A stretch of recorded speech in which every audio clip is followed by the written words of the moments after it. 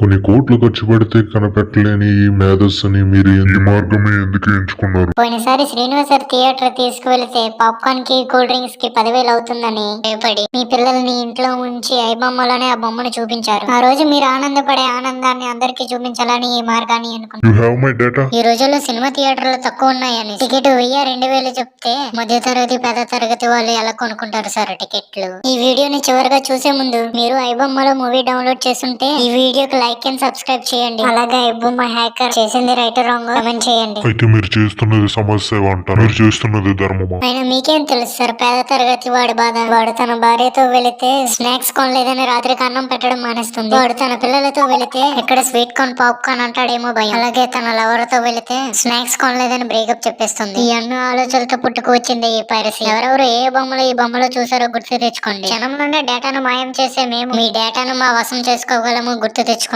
ఇప్పుడు మీరు నన్ను అరెస్ట్ చేయడానికి చూస్తే మీ బొమ్మల్ని యూ బొమ్మలో పెట్టగలను. నేను చేసిన ఈ తప్పుకు మీరే అర్హులు. మీ చట్టాలు రాజకీయాలు మారినంత వరకు నాలాంటి వాళ్ళు పుడుతూనే ఉంటారు సార్.